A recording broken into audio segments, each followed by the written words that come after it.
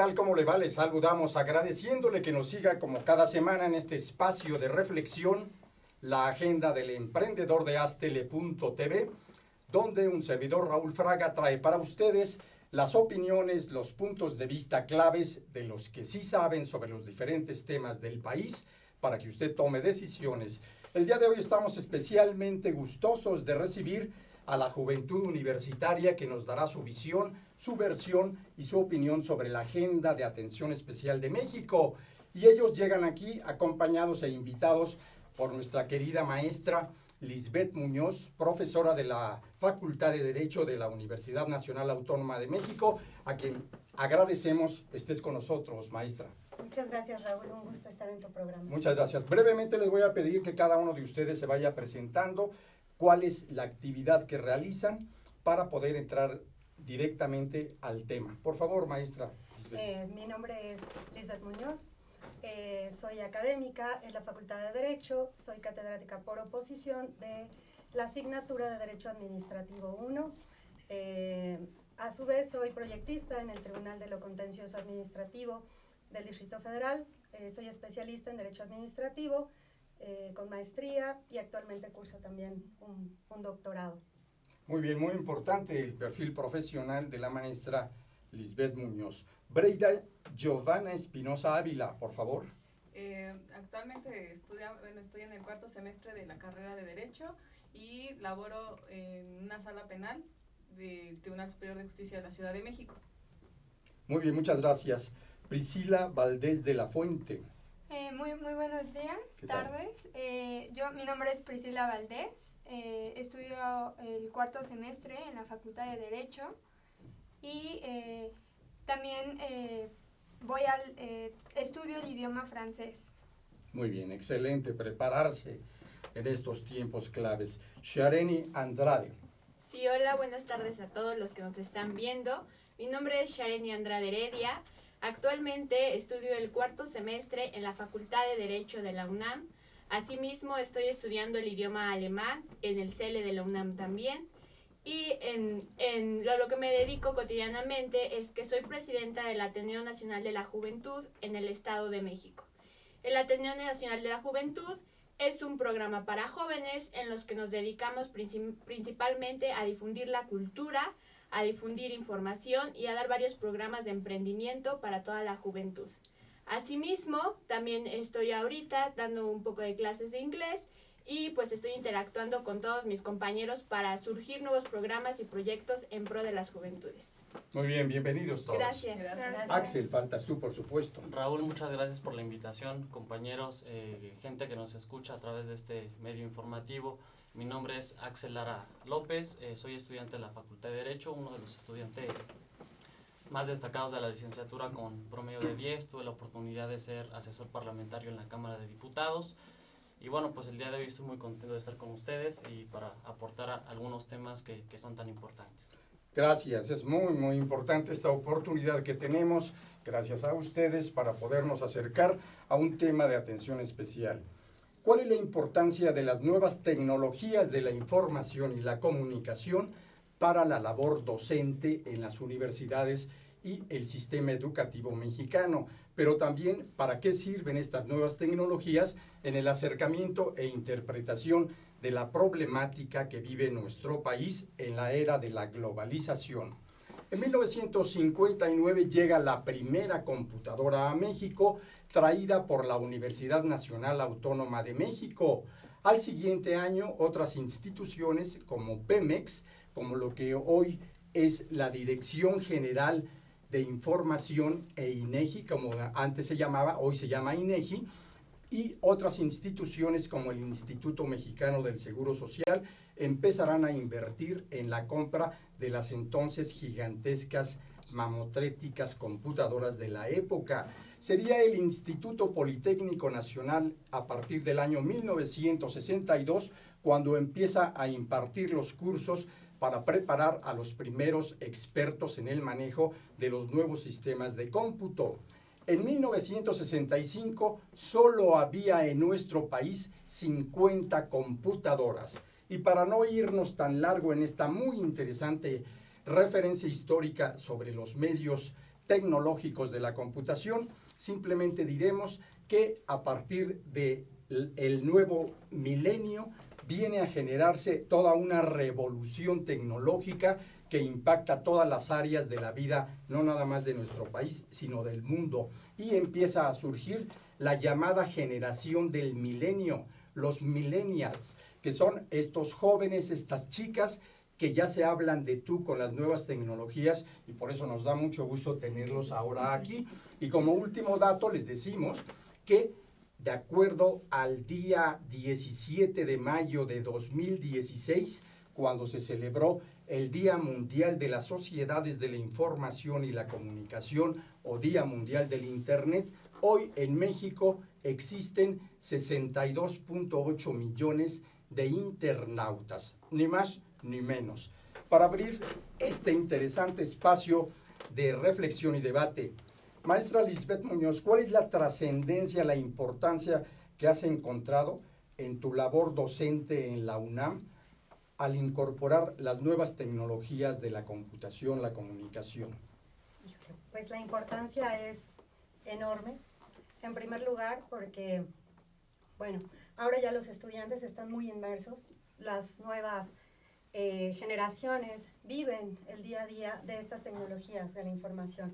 Así que ellos pues están constantemente en redes sociales, están todo el tiempo con las innovaciones tecnológicas que encontramos en la actualidad, por lo que los maestros tenemos que estar actualizados, ya que si no estamos actualizados, pues no vamos a ir a la par de ellos, ¿no? Y para hacer más atractiva la clase, para transmitir mejor los conocimientos y para apoyarlos con herramientas que a su vez coadyuven en su formación, pues es necesario que nosotros estemos inmersos en esas tecnologías que los ayudan no solamente a desarrollar trabajos o actividades en clase, ¿no? Sino que a su vez los preparan para el futuro. ¿Cómo obtengo, ¿no?, mayor información? ¿Cómo la preparo? ¿Cómo la presento? ¿Cómo la investigo? ¿Cómo desarrollo todos estos trabajos? ¿Y cómo la aplico a su vez, ¿no?, en mi día a día? Y además, ¿cómo puedo impactar? Que es un poco lo que hemos estado viendo ahora en nuestras clases. ¿Cómo puedo impactar con mi trabajo, con mi conocimiento y con estas herramientas a otras personas? ¿Cómo puede permear, no? Muy importante, sobre todo para reforzar el proceso de enseñanza, aprendizaje de los nuevos jóvenes universitarios. Que por cierto, le pregunto a quienes de ustedes quieran abrir el debate, ¿qué trascendencia tiene el que hoy todo está, como suele decirse, a un clic de distancia y no hay fórmulas ni explicaciones inventadas para decir, no tuve tiempo de ir a la biblioteca? ¿Qué significa el ser estudiante en la era de la tecnologización de la información?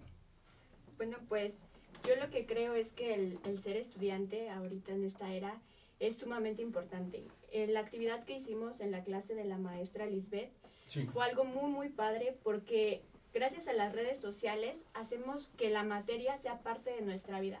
En este caso, la administración pública la tomamos parte de nuestra vida, como en Twitter, en Facebook, en todas las redes sociales, buscando noticias, estando al tanto de lo que pasa en el país. Y ya teniendo todos estos temas, nosotros podemos dar una visión más crítica de todos los sucesos que nosotros compartimos, y posteriormente también lo que hacemos es que nuestros compañeros que tal vez no estudian Derecho, pero son nuestros amigos, se meten a Facebook y ven la nota y ven nuestro comentario y pueden también ellos tener todo este acceso a esa información y a un análisis que pues nosotros como estudiantes de Derecho podemos llegar a hacer sobre estos temas de administración. Muy importante, sobre todo en los nuevos lenguajes, los nuevos códigos de comunicación de las llamadas comunidades digitales.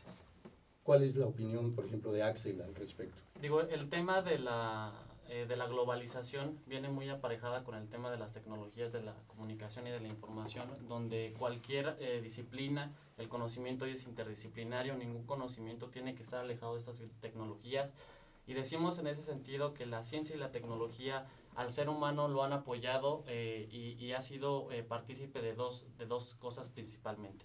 La primera es que la ciencia y la tecnología se ha ocupado o se puede ocupar para fines negativos. Por ejemplo, lo vimos en el tema de la Primera y Segunda Guerra Mundial con las bombas atómicas. O podemos utilizarlo en pro del desarrollo del hombre, como son esos temas de tener, como decía Raúl, a un clic la información y sobre todo en este tema de la ciencia del derecho, de la ciencia jurídica, que tenemos a la sociedad en su conjunto muy cerca de las leyes, de las reformas que hace la Cámara de Diputados, que hace la Cámara de Senadores, porque este es un tema que no solo le compete a los que son abogados o a los que estudiamos derecho o a los que son jueces o a los que son diputados. Es decir, este tema de las tecnologías, de las grandes comunidades jurídicas, hablando de un tema tecnológico, es un tema que impacta transversalmente a todos. Y decíamos un dato, te comento, Raúl, muy curioso, que antes, cuando se daba la difusión de las leyes, el Código Civil todavía contempla que a cada 40 kilómetros de distancia correría un día, porque lo que pasaba es que había jinetes a cada 40 kilómetros que iban y que pregonaban las leyes para que la gente estuviera enterada. Y entonces el día de hoy tenemos la oportunidad de meternos a la página de la Cámara de Diputados y de descargar una Constitución totalmente actualizada. Entonces, digo, es un tema bastante... En tiempo real. En tiempo real, claro que sí, ¿no? Digo, todavía nosotros como estudiantes nos tocó que en clase tuviéramos la necesidad de llevar una Constitución rígida, una Constitución empastada. Y el día de hoy las nuevas tecnologías nos acercan a tantos y tantos horizontes como disciplinas existen en este tema. Muy bien, ya veremos cuáles son los grandes cambios, las transformaciones de fondo que este extraordinario mundo digital ha generado en el campo del derecho, pero también en todos los escenarios profesionales de la vida actual en el mundo. ¿Y qué nos dice Priscila sobre esto? Bueno, considero que las tecnologías van más allá de lo que realmente podemos nosotros percibir. Sí. ¿Por qué? Porque, como dicen mis compañeros, eso nos permite facilitarnos un poco más las cosas, desde que no vayamos cargando códigos, constituciones, ya es a un solo clic, tenemos toda la información que nosotros quisiéramos. Y realmente es una nueva era, sí, donde nosotros como estudiantes estamos yendo más allá de lo normal, ¿no? Sí, exacto. Muy bien, muy importante. Breida Giovanna, por favor. Sí, pues yo, de acuerdo conforme lo que han platicado mis compañeros sobre las TICs, yo considero que son muy importantes. ¿Por qué? Porque al momento de que sale una noticia ya sabemos, yo creo que por todos lados esa noticia que salió. Por ejemplo, también en lo que hace el Congreso de la Unión, tenemos la oportunidad de verlo a través de la televisión, a través del celular, aquello que van dialogando, aquello que van reformando o está por reformarse, aquellos decretos que están por salir. De acuerdo. Pues como estamos acercándonos, es un mundo totalmente distinto, un México completamente diferente al que conocieron nuestros padres, nuestros abuelos, nuestros hijos, en el caso de mi generación, y también vale decirlo, las nuevas generaciones hoy tienen un lenguaje completamente ajustado a las tecnologías digitales de la comunicación y de la información.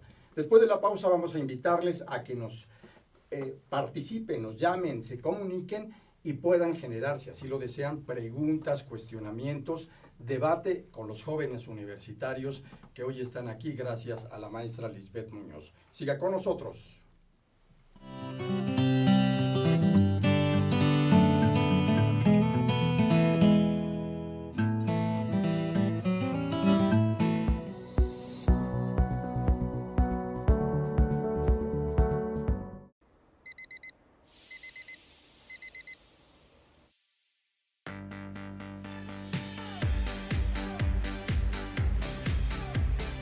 Cuando la vida te pone a sudar, hidrata la vida. Electrolit, científicamente hidratante.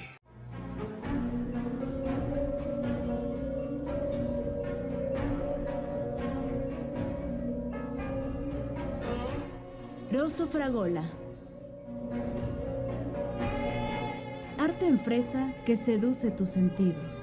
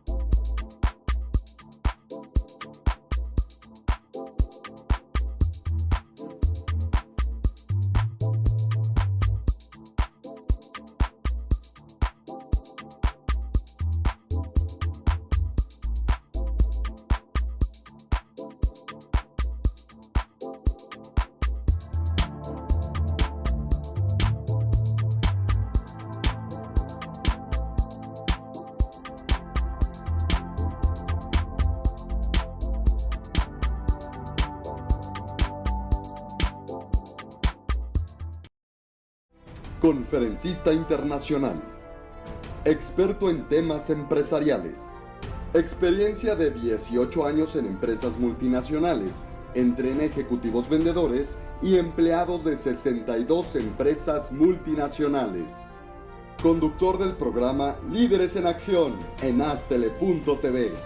Ha brindado más de 2.500 conferencias en México, Centro y Sudamérica.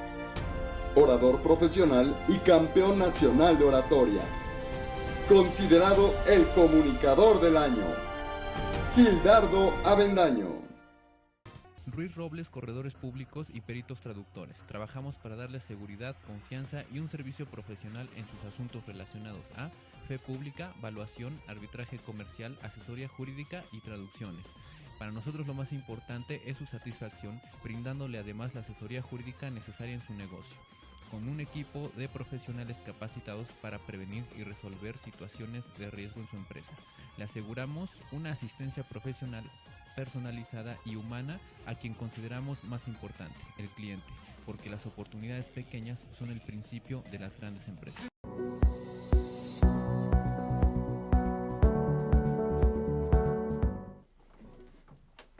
Muchas gracias por seguir aquí en la agenda del emprendedor de Astele.tv con los nuevos puntos de vista de la generación universitaria que está preparándose para atender y buscar soluciones a los graves problemas de México.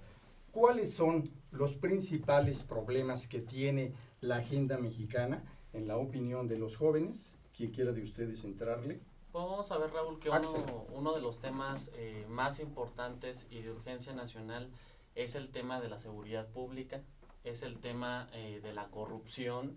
Uno de los grandes males que aquejan a nuestro país es la corrupción. Decía el gran maestro Jorge Carpizo que uno de los más grandes cánceres que tiene México es la corrupción, que México sería mucho mejor si no tuviéramos el fenómeno de la corrupción, el tema de que la educación no llega a todos los rincones de nuestro país, y yo creo que ese trinomio es un tema que ha afectado gradualmente a México, sobre todo el tema de la seguridad pública, porque ya lo decían los grandes autores clásicos, John Locke, que cuando nosotros pactamos, cuando nosotros tratamos de integrarnos a un Estado, cuando cedemos un poquito de soberanía, nosotros lo que esperamos es mínimamente el tema de que la certeza y la seguridad de que nuestros bienes, nuestra integridad física y personal y emocional va a estar salvaguardada con el tema de la seguridad nacional y desde luego internacional, que yo creo que el Estado mexicano no ha sido eficiente en ese tema, le ha faltado mucho. Tenemos un tema que desde luego es tocar las fibras más relevantes y más importantes, más sensibles de nuestro país, que es el tema de los 43, es un tema muy sensible, claro, donde la seguridad pública nacional no ha llegado, el tema de la corrupción donde está tan elevado a muchísimos puntos del PIB, donde se pierden cada año miles de millones de pesos, donde las instituciones públicas se ven degradadas, se ven malintencionadas por el tema de los servidores públicos corruptos, que es un tema también del derecho administrativo que hemos tocado muchísimo en clase, un tema natural en la facultad de Derecho, y el tema por último que yo estoy tocando, el tema de que la educación no ha llegado a todos los rincones de nuestro país. Entonces se siguen arrastrando grandes bolsas de pobreza y no se han dado cuenta que uno de los temas más importantes para subsanar lo anterior, el tema de la corrupción y de la seguridad, es el tema de la educación. Entonces, yo quisiera invitar desde este espacio a que los servidores públicos que nos sirven, los políticos de estas nuevas generaciones, se enfocaran un tanto más en que la educación es la llave para romper con todos los males de nuestro país. Gracias, Axel. Por cierto, hoy, día 30 de mayo, se cumplen 32 años del asesinato del columnista y periodista político Manuel Buendía.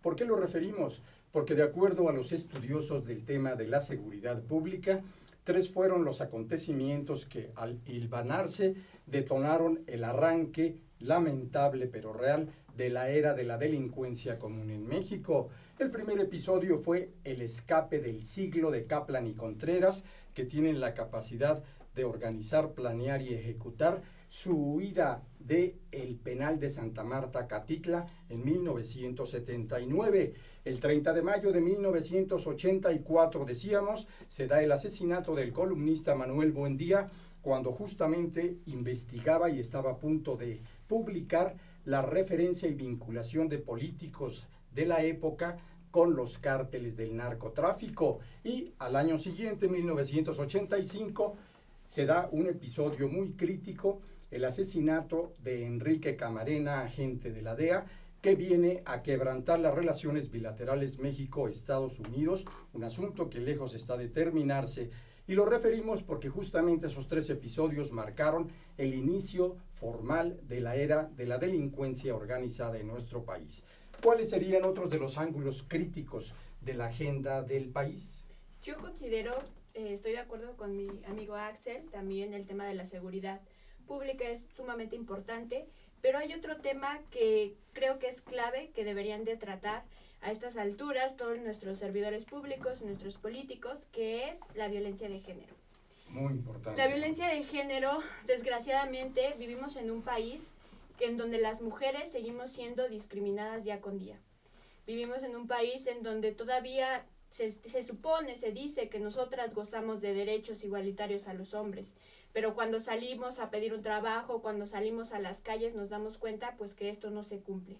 Está muy bonito que esté plasmado en la ley, pero esta parte de la educación, Raúl, creo que es sumamente importante.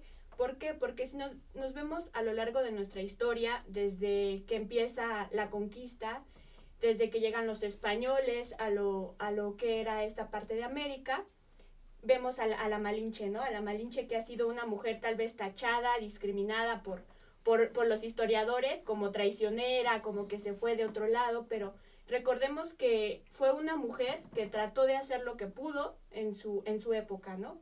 Así vamos avanzando, nos damos cuenta también de esta época de la independencia con otras mujeres que han destacado, como Josefa Ortiz de Domínguez, como Leona Vicario. Pero si alguno de ustedes me pudiera decir qué mujer ha destacado en la época de la Reforma, porque las mujeres hemos sido claves en toda esta época de México, toda esta transición, pero no se nos reconoce. Yo creo que este es un punto muy importante. Las mujeres a lo largo de la historia hemos luchado por tener palabra, por ayudar al país, porque somos seres fuertes, somos seres que son capaces de ayudar a nuestro país, ¿no? A nuestro México. Muy bien, Shareni, has tocado puntos y ángulos muy importantes. Recordemos que el 13 de agosto de 1521 es cuando se concreta la caída del Imperio Azteca, y será en esa fecha cuando inicia ni más ni menos la colonización o la conquista, y después de eso se concreta la conquista y viene la colonización. Por cierto, ¿sabía usted que en el lugar donde fue aprehendido el último emperador azteca, Cuauhtémoc, Hernán Cortés ordenó que se construyera la primera capilla católica de la época? El 13 de agosto de 1521, decíamos, cayó Cuauhtémoc, y esta es la famosa iglesia de la Conchita, que está en el mero corazón de lo que hoy se llama Tepito. Y cuando usted vaya ahí va a encontrar una placa que dice: en este lugar, el 13 de agosto de 1521, cayó nuestro último emperador azteca Cuauhtémoc. Desde entonces, los indígenas mexicas, le pusieron por nombre Tequipeucan. Traducido al español es el lugar donde empezó la esclavitud. Y como los españoles no podían pronunciar debidamente el lenguaje náhuatl, pasó de Tequipeucan a Tequipe y después Tepito. Pero eso ya es otro cantar. ¿Veríamos entonces algún otro ángulo que quieran aportar? Sí, adelante, por favor. Mi compañera en razón de género, feminicidio, por la parte penal más o menos yo la veo. El estado de Chihuahua, que es de los más altos niveles, al igual que el estado de México, principalmente como la Corte Interamericana, la Corte Penal Interamericana, sí, que hizo su resolución en el campo algodonero respecto a los feminicidios. Ese es un tema muy importante porque en lugar de que vaya en disminución, va a la alza. O sea, no hay, o sea, aunque hay leyes que protegen a la mujer y cada vez sacan más leyes, es casi como letra muerta. Si no se aplica, si no se coadyuva con la seguridad pública, como decía el compañero, es ahí lo difícil para las mujeres, una seguridad jurídica. Me gusta mucho el tono como están ustedes llevando esta interesante mesa de debate, porque refleja algo que me impide hacer una pregunta. Yo les iba a preguntar, ¿cuál es el nivel de cultura política que tienen? pero ya nos lo están demostrando. Son personas versadas, eso es interesante. Maestra Lisbeth Muñoz, ¿qué nivel de desafío y también de impulso genera el tener alumnos, alumnas con este perfil tan activo, tan de participación en grande? Pues es un gran reto al estar en las aulas delante de chicos tan preparados como los que están aquí y como otros que no pudieron venir porque están haciendo exámenes en la facultad. Eso es. Entonces nos obliga a estar muy preparados, a estar muy informados y un poco también transmitirles la importancia de ello a estas nuevas generaciones, ¿no? Que no es nada más llegar y pararse frente a un grupo, hablar de cualquier tema. Hay que estar muy, muy bien preparado, hay que documentarse, que lo que decíamos nuevamente, Raúl, de las tecnologías, Sí. estar al día, transmitirles también estas herramientas, ¿no? Si no tienen tiempo de estar en periódicos, bueno, ahí tenemos, ¿no? Twitter, sigan los medios, Por supuesto. ahí tenemos Facebook, un poco también esta visión crítica, vamos a analizar, no solamente es leer, no solamente es documentarnos, sino también el aspecto crítico de ver qué notas son importantes, cómo trascienden, ¿no? La visión del abogado también, decir, no solamente es leer un precepto o leer una nota como algo aislado, es ver cómo permea nuestra actividad cotidiana, nuestro aprendizaje en el día a día. Entonces, retomando, tener chicos tan preparados pues nos lleva a estar aún mejor preparados para ellos, ¿no? Muy bien. Y en todo esto, paradójicamente, hay un vacío jurídico normativo. No existe todavía la regla del juego definida que permita detener algunos excesos que hay en la agenda de amenazas y riesgos de las tecnologías de la información y la comunicación. Hay también, vale decirlo, un espacio de preocupación creciente porque las organizaciones criminales también están utilizando las nuevas tecnologías digitales para su actuación, refinándose cada vez más. ¿Qué opinan los jóvenes expertos preparándose para llegar a ser los que respondan a las grandes acechanzas de la criminalidad en la era de la ciberdelincuencia ya? Sobre este punto, ¿qué opinan? Bueno, yo me gustaría retomar un poco Sí. lo que mencionó hace poco mi compañero Axel. La ciencia ha ido, como ha sido de utilidad, al mismo tiempo es malo en esta parte. ¿Por qué? Porque ya es muy fácil el Sí. acceso, o sea, tenemos internet y es fácil entrar o investigar cualquier cosa, revisar direcciones, teléfonos. Entonces, esto puede ser en perjuicio Claro. por los datos personales, Ujú. pero digamos que afortunadamente hay medios para erradicar este tipo de ciberdelincuencia.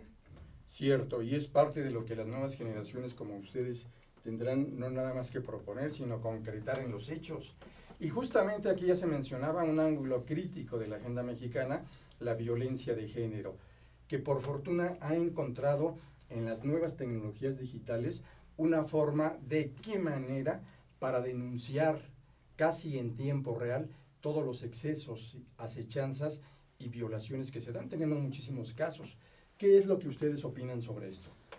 Pues mira, yo quisiera compartir un tipo de violencia hacia la mujer que es con todo este uso de las tecnologías.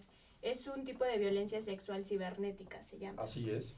Este violencia sexual cibernética pues crece a grandes rasgos. ¿Por qué? Porque tú no te das cuenta de quién es tu agresor. Tú como mujer estás detrás de un monitor y hay millones de personas y tú no sabes quién es el que te está golpeando, porque el autoestima de una mujer cuando es atacada por redes sociales, cuando recibe mensajes amenazadores por redes sociales, recibe insultos por alguna acción que ella haya hecho, como subir una foto, subir un video, Sí. ella no se da cuenta de quién es el agresor, el que la está atacando. Entonces yo creo que esto de las redes sociales debería estar muy regulado, debería estar regulado este tipo de violencia. Y aparte, nuestros servidores públicos y la Secretaría de Educación Pública debería de ayudar. ¿Para qué? Para que a los jóvenes, bueno, desde que son niños de las primarias o secundarias, se les dé orientación sobre el uso de las tecnologías, porque muchas veces vemos niños de 11 años, de 12 años que son extorsionados o son incitados a tomarse ciertas fotografías y posteriormente esto se convierte en lo que es pornografía. Así es, de acuerdo a una nota publicada el día de hoy por el periódico La Jornada, al menos 36.7% de internautas conoce a alguien que envía desnudos, fotografías de desnudos por las redes sociales.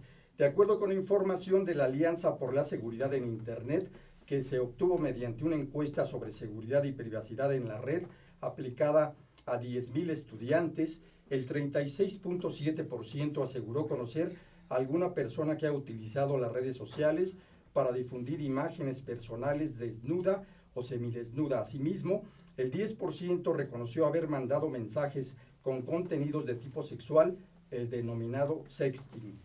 Y también hay que decirlo, se han dado nuevos tipos o una nueva tipificación de delitos con las nuevas tecnologías de la información. ¿Cuál es la postura de la nueva generación, ustedes, respecto a cómo están cambiando de manera verdaderamente crítica estas circunstancias? Bueno, ahí el tema, Axel. Raúl, decía la gran maestra romanista de nuestra facultad, la maestra Sara Bialostowski, Sí. que el derecho tiene que concebirse como un video, como Muy algo bien. que se mueve constantemente, no como una fotografía. En ese sentido, el legislador tiene una gran tarea, una ardua tarea por tipificar, por llevar a la norma jurídica todos los fenómenos que nosotros estamos viendo, porque la mujer está siendo atacada de una fuerza con una gran magnitud en muchos sentidos. El artículo 4 de la Constitución, primer párrafo, nos dice que el varón y la mujer son iguales ante la ley, pero materialmente, en la realidad, este precepto se ha quedado muy pequeño. Tan es así que nosotros en esta mesa de diálogo, de debate, reconocemos que realmente existe un problema hacia las mujeres y existe un problema hacia todos los sectores más desprotegidos de la sociedad, y sabemos y ya lo identificamos. Pero ahora el problema es que eso se convierta en justicia y no se quede en impunidad. Uno de los problemas más grandes de este país es que la institución más corrupta que nosotros tenemos en México es el Ministerio Público, Así es. quien en términos del artículo 102 debería ser nuestro representante social. Él debería salvaguardar los intereses de cada uno de los gobernados, y en ese sentido es una de las instituciones más corruptas. Si bien el día de hoy que la Procuraduría General de la República y del Distrito Federal puedes presentar una querella o una denuncia de manera electrónica, de manera instantánea, la realidad que nosotros vivimos y que vive mucha gente cuando va a hacer la denuncia del delito es que a estos delitos los consideran delitos de menor impacto, delitos no graves. Y entonces el Ministerio Público, que tendría que armar una carpeta de investigación, hacer una averiguación previa, pues desde luego que no se va a dar a la tarea de realizar tan magnífico esfuerzo para detectar el delito, ¿sí me explico? Y entonces es algo que no se está haciendo, que no se está aterrizando. Y en la práctica se ve que hay gente mujeres principalmente tocando este tema, que llegan violentadas por sus maridos al Ministerio Público buscando presentar la denuncia, presentando la querella en ese sentido, y no son atendidas. ¿Qué es lo que dice el Ministerio Público? Señora, regrese en 2 horas, regrese mañana, regrese pasado, y nunca se va a perseguir el delito que en términos del artículo 21 constitucional es obligación del Ministerio Público. Muy bien, Axel. Y nosotros justamente vamos a regresar en 2 minutos para continuar en este espacio donde reflexionamos conjuntamente con quienes hoy representan las nuevas generaciones de mexicanos con capacidad crítica. Siga con nosotros.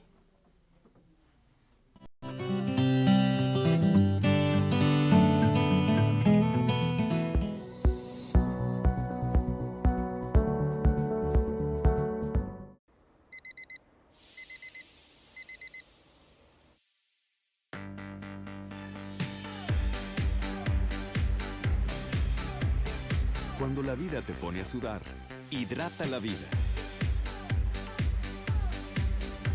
Electrolit, científicamente hidratante.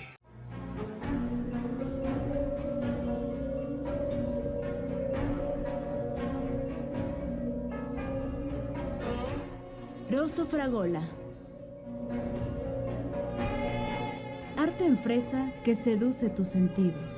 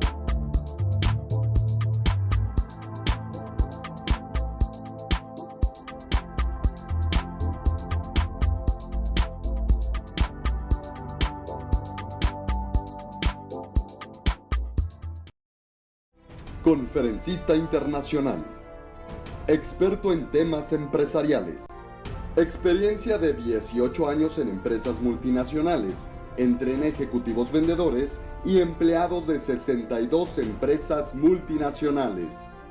Conductor del programa Líderes en Acción en Astele.tv.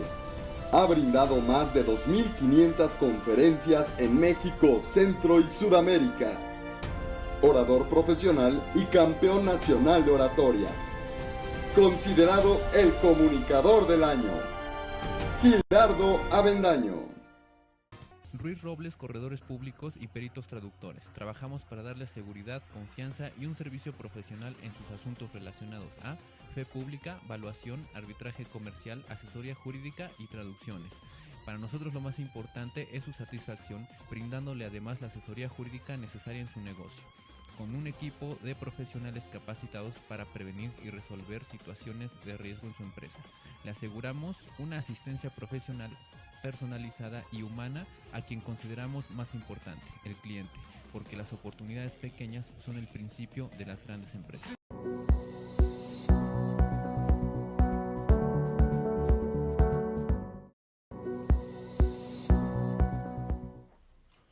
Muchas gracias, estamos ya en esta parte final del programa La Agenda del Emprendedor, escuchando, aprendiendo, reflexionando de manera conjunta con estos jóvenes de la Facultad de Derecho de la UNAM. Y un tema crítico de los muchos que todavía no podemos abordar, pero que habrá otras oportunidades, es el de los derechos humanos como un punto de atención especial, de focos rojos en la agenda mexicana. ¿Quién quiere sobre el tema abordar? De acuerdo a la reforma que tuvimos en junio del 2011, ha tenido una gran trascendencia. Estamos en el auge, podríamos decir, de los derechos humanos, puesto que se vino el principio de presunción de inocencia, también aquella que es la suplencia de la queja, que antes a esta reforma no se podía suplir los agravios que expresaban las personas de las víctimas, solamente del imputado, pero ahora con esta reforma, gracias a esta reforma, ya se puede hacer la suplencia de la queja de las personas víctimas, y siempre y cuando se le pone más atención a aquellas personas que son mujeres, hablando de género hace un momento, niños, que es un papel muy importante, las personas mayores de 60 años, también con la reforma de derechos humanos tuvimos esto de la tortura, que también se vino, de acuerdo a nuestro artículo 22 constitucional, la tortura con el dictamen del protocolo de Estambul, que también hemos tenido, es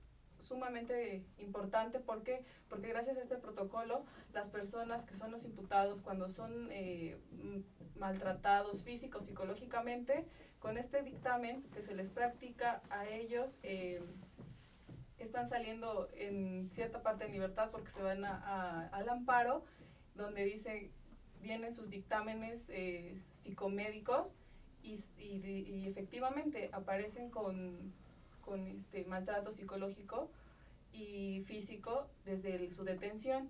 Ahora, puesto que también yo lo veo desde mi punto de vista, no el que sean maltratados no implica que no hayan delinquido. Entonces, o sea, sí pudieron haber sido maltratados, pero no por eso los exime del delito que hicieron o que fueron parte de. Cierto, y ese ha sido un tema muy crítico que, sobre todo en los últimos meses, ha generado espacios de señalamiento muy grave en los medios internacionales sobre la agenda de los derechos humanos en México.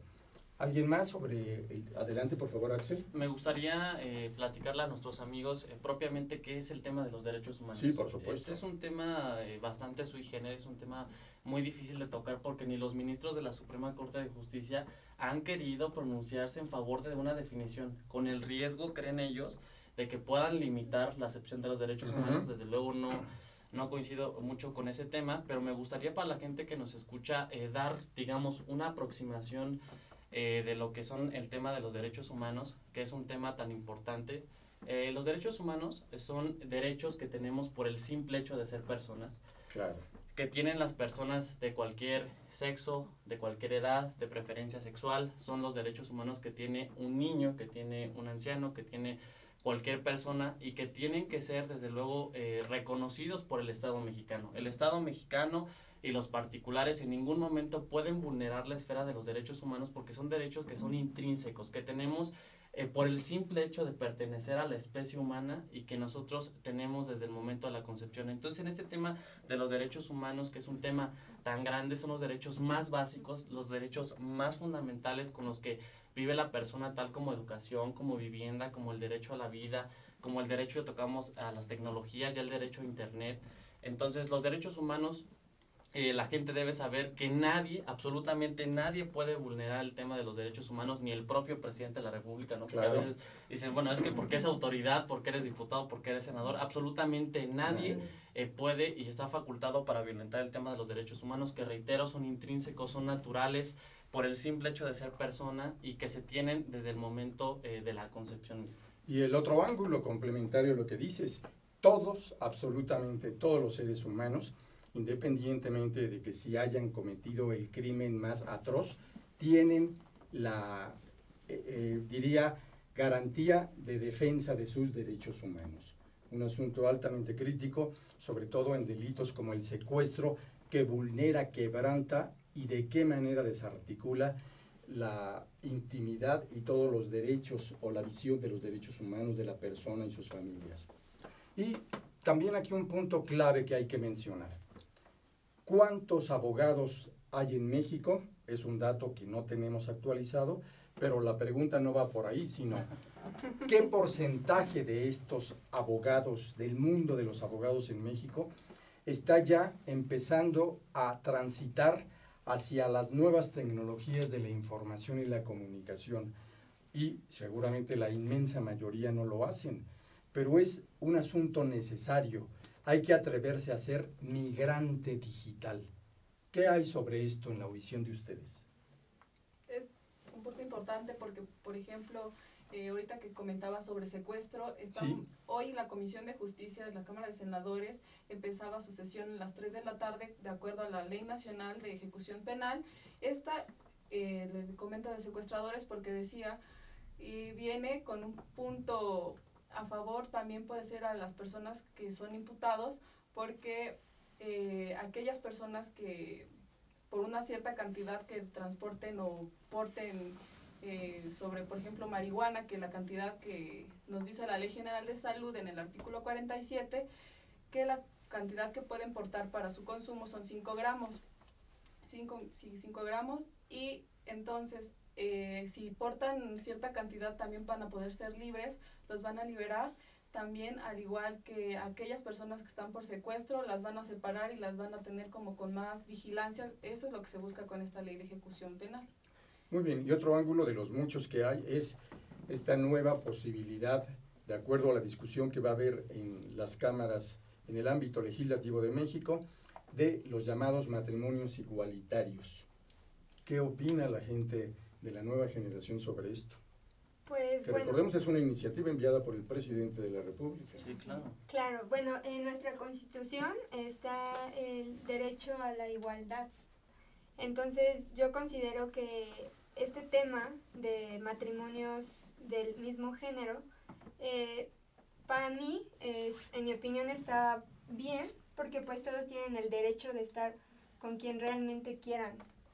Muy bien. Y bueno, o sea, es un tema que en los derechos cada día van avanzando más. Sin duda, la gran transformación que vive nuestro país. El programa lamentablemente está llegando a su fin y sin duda tendremos la oportunidad, si nos lo permites, maestra Lisbeth Muñoz, de invitar otra y en varias otras ocasiones a tan interesantes e inteligentes jóvenes. Para concluir, sería muy importante que de manera muy precisa, muy concisa, cada uno de ustedes buscara generar no una conclusión, sino la última opinión en este programa, para que pudiéramos empezar a cerrar el mismo. Shareni Andrade, por favor. Sí, claro. Bueno, mi conclusión iría enfocada a que nosotros como jóvenes tenemos mucho potencial. Somos la nueva generación y debemos de cambiar esta perspectiva que nosotros mismos tenemos de nuestra sociedad. Abrir nuestra mente y cuando nos dicen matrimonio homosexual, cuando dice adopción de parejas homosexuales, buscar por qué sí, por qué no, y opinar realmente fundadamente. Asimismo, debemos de dejar de criminalizarnos nosotros mismos, de tachar a la sociedad, de tachar a otros jóvenes, de estereotipar a las personas. Yo creo que mi reflexión va enfocada a todas las juventudes y que realmente pues busquen hacer algo por el país. De acuerdo, gracias. Axel Lara, por favor. Bueno, el tema con el que me gustaría lubricar en ese sentido sería el tema de los derechos humanos, que es un tema tan importante. Ya platicábamos entre el matrimonio de personas del mismo género, que es un tema y es un derecho humano. En ese sentido, ninguna autoridad me puede menoscabar ni me puede impedir a que yo como persona de esa comunidad, desde luego a la que envío un gran saludo, pueda realizar una unión jurídica en ese sentido. Tal es así que el presidente de la República se ha preocupado y ha enviado una propuesta de reforma constitucional donde se pretende reformar al artículo 4, donde se integre realmente y se haga jurídico el matrimonio entre personas del mismo género, que todo esto va a obligar a que los códigos de las diversas entidades federativas se acoplen a la norma jurídica constitucional y entonces se permite en ese sentido. De acuerdo. Y por último, el tema de las TICs, que es un tema importante donde deben manejar todas las profesiones, es un tema que debe ser interdisciplinario y que, como comentamos, el uso de las TICs, de las tecnologías, tiene que utilizarse en pro de la sociedad, en pro del desarrollo y en pro de los mexicanos. Muchas gracias. Brenda Giovanna Espinosa. Mi conclusión de todo lo que hemos visto esta tarde es respecto de la importancia que tienen las TICs para nosotros los jóvenes, siempre y cuando, como decía el compañero, lo utilicemos para buscar información, no para perjudicar a las personas, puesto que la información está al segundo y al momento. Exacto. Es muy importante porque la juventud ahora tiene unas grandes oportunidades con este tipo de información que se maneja siempre y cuando lo manejemos para algo bueno. De acuerdo, muchas gracias. Priscila Valdés, por favor. Bueno, rápidamente, para mí las TICs va a ser la nueva era que nosotros como abogados y como generación vamos a implementar, y no solamente nosotros, sino todas las carreras, y que nos van a ser de utilidad para nuestra vida. Muchas gracias. Maestra Lisbeth Muñoz Mejía. Pues igualmente que estas herramientas, más bien que las tecnologías de la información, son muy útiles como herramienta para transmitir el conocimiento, para estimular a los jóvenes al conocimiento, y además es algo que le estamos dando que les va a servir para su competitividad, ¿no? Una vez que estén ya aplicando estos conocimientos en la práctica. Excelente. Pues como usted seguramente ya se enteró, de acuerdo a los datos más actualizados, en México existen 11.5 millones de niños de 6 años y de jóvenes hasta 19 años, es decir, de 6 a 19 años, que son expertos en el uso de las nuevas tecnologías de la información y la comunicación, y que hay términos que se están actualizando como los llamados niños rata. Estos que ni más ni menos están perfectamente dominando todos los días el uso de las tecnologías de la información y son verdaderamente expertos, pero constituyen la posibilidad de abrir nuevos, diría, conductos y planes debidamente, estratégicamente manejados para, como aquí lo dicen nuestros invitados, tener la oportunidad de que las TICs obren, operen y se utilicen en beneficio de México. Así que les agradecemos mucho, sin duda habrá oportunidad de seguir invitando a nuestros jóvenes. Muchas gracias por estar con nosotros. Gracias a usted que sigue en la agenda del emprendedor de Aztele.tv. Raúl Fraga le agradece, y también por supuesto a nuestro muy profesional, joven y experimentado equipo de producción encabezado por Kenneth Dembo. Hasta la próxima emisión. Gracias.